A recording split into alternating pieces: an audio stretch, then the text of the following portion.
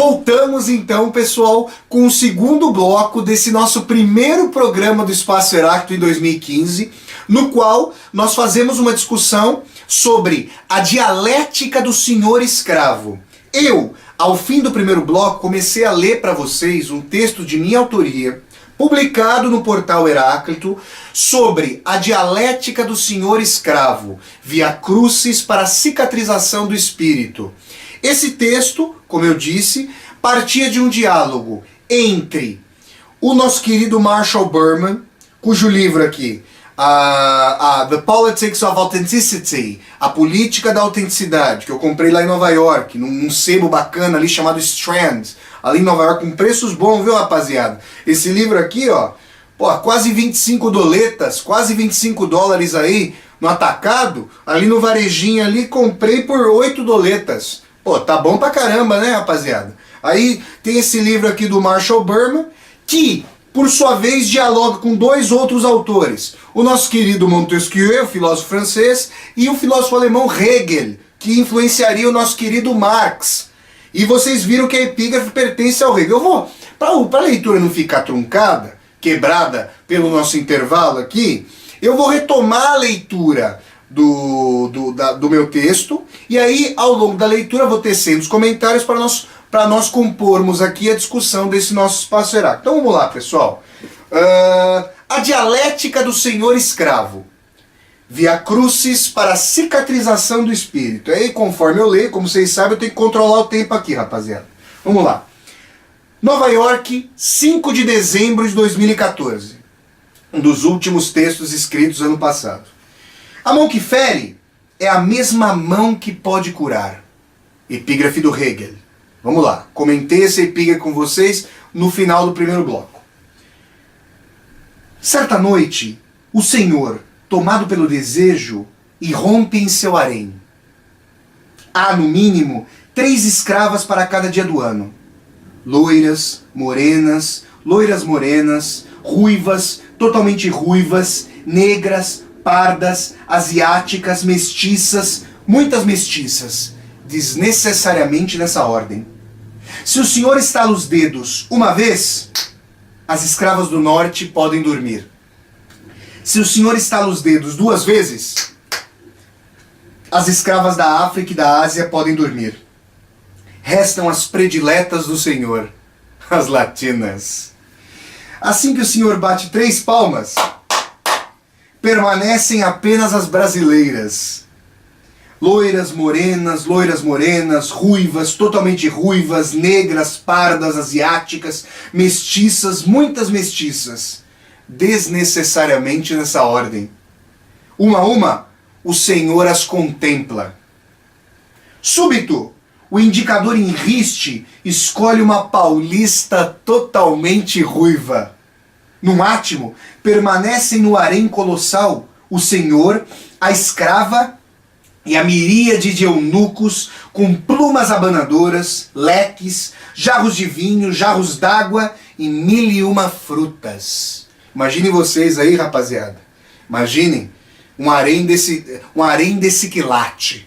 Claro que a noção moderna de mais igualdade entre homens e mulheres, uma luta fundamental do movimento feminista e não só, no bojo de todo esclarecimento iluminista, dessa matriz, eu diria, extremamente salutar, que também gerou na dialética do esclarecimento uma série de contradições, mas que traz no bojo uma ruptura completa com esse tipo de atitude. Apesar de a violência contra a mulher ser reproduzida no cotidiano, ao longo de todo o mundo, com matizes mais ou menos brutais, sobretudo aí na periferia do capitalismo no Brasil, mas não só, obviamente. Então, retomando aqui. O senhor, inusitadamente, ordena que os eunucos saiam. Um leve tremor no lábio superior da escrava se insinua. Ué, você vai ficar sozinha ali com o senhor? Será que vem o quê? Matança? Não se preocupe, não quero matá-la. Sim, meu senhor. Ainda está com medo? Não mais, meu senhor. O senhor resvala os ombros suaves da escrava. o vestido translúcido lhe desliza pelo corpo. Imaginem a queda ali, rapaziada. Seios pronunciados como colinas, quadris generosos, pés pequeninos e perfumados, olhos acinzentados, cílios grossos. Eu aqui, rapaziada, menos 23, lendo isso aqui pra vocês, e o pessoal aí no Brasil, às vésperas do carnaval. É brincadeira ou não? E eu aqui, menos 23 graus hoje. Previsão pra temperatura aqui em Chicago de mínima. É brincadeira, né, rapaziada? Não dá pra reclamar aí no Brasa, às vésperas do carnaval. E lendo isso aqui pra vocês. Vocês imaginam a imaginação do harém pra onde vai. Mas vamos lá, que beleza. Quando o Senhor faz menção de beijar a escrava, ela fecha os olhos. Como é seu nome? A escrava permanece de olhos fechados. Ele quer falar comigo? Como é seu nome? São Bernardo do Campo, meu senhor. Não, este não é o seu nome. Este é o nome da cidade de onde você vem. É assim que me chamam em seu harém, meu senhor. Foi assim que me registraram para meu senhor. Mas como seus pais a chamavam? Será que ele quer me vender? Ele quer saber meu nome?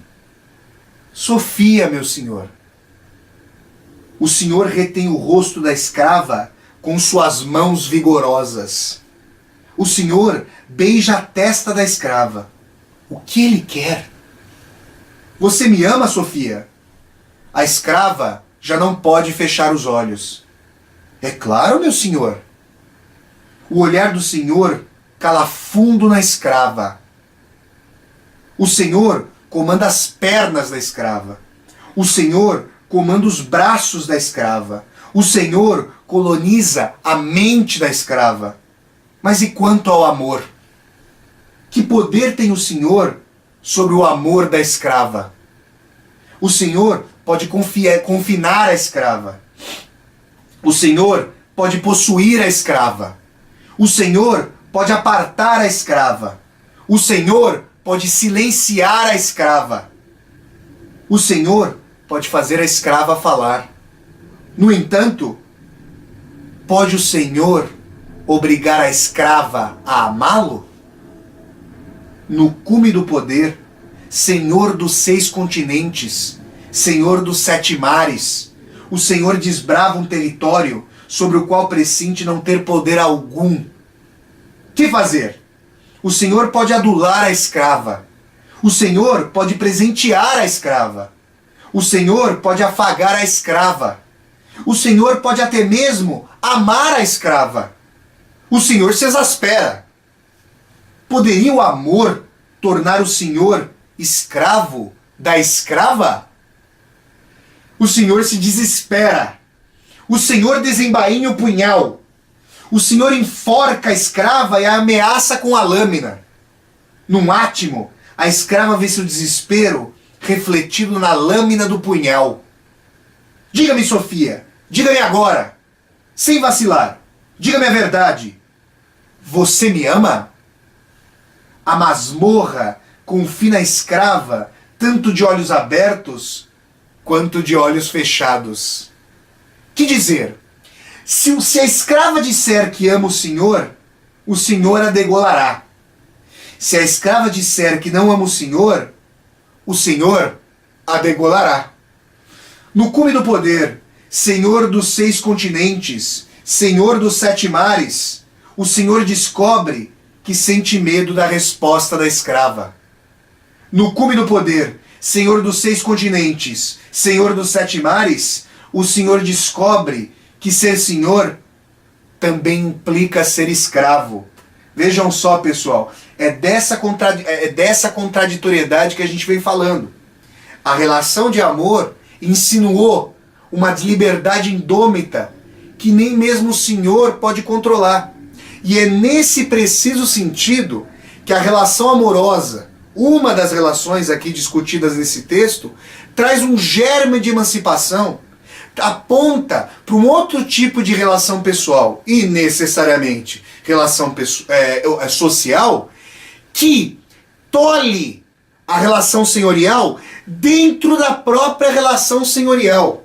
Vejam, eu não estou dizendo aqui, e nem o Marshall Berman diz a política da autenticidade, e consequentemente Montesquieu e Hegel, que a relação senhorial se estiola por si só, sem qualquer tipo de resistência contra a relação senhorial que venha com uma consciência político-social. Não é isso que eu estou dizendo aqui, e não é isso que desponta do texto.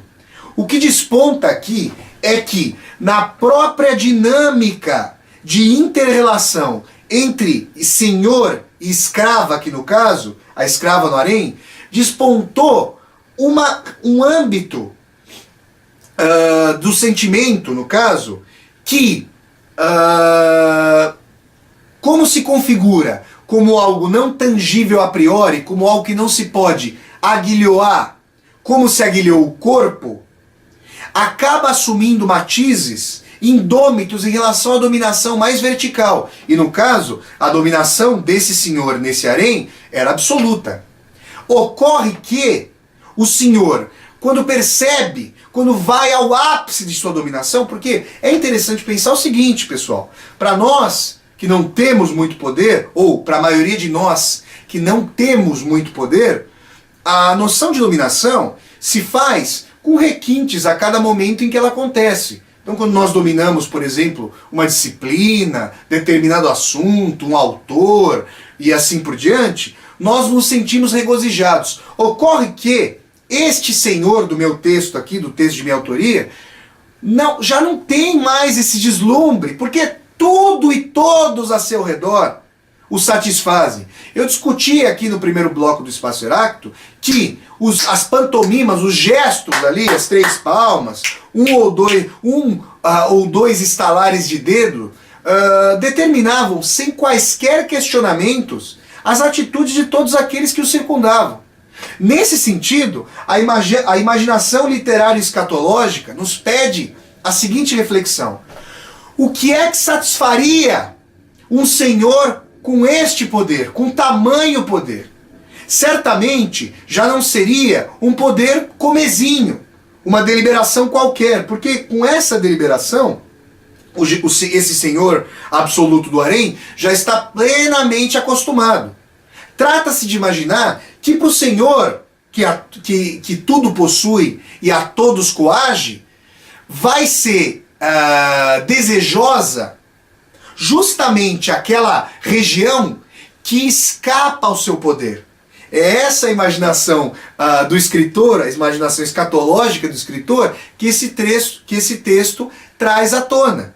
O senhor não pode, sem a mediação do escravo, e isso é muito interessante, fazer com que o escravo ame. E nesse reduto recôndito do sentimento do amor, mas não só, o escravo se transforma, dentro da própria relação senhorial, em um senhor de si mesmo. Ainda que isso implique, nós não devamos legitimar a escravidão, obviamente, por esse locus de liberdade indômita, instalado na própria condição do escravo, nessa relação com o senhor. Então, a amizade e o amor estão em domínios que não pertencem a priori ao senhor, a não ser pelas máscaras das relações e não pelo seu sentido autêntico, como diria o nosso Marshall Berman. Então, pessoal, vejam que curioso. O senhor continua a ser senhor do escravo, mas percebe que na relação senhorial existem domínios que ele não apenas não domina, mas que implicam uma outra relação que sai do bojo da relação de opressão, que é a relação de liberdade e a relação de igualdade. Porque se o escravo delibera por si o amor para o seu senhor, isso significa que o amor pressupõe liberdade e igualdade.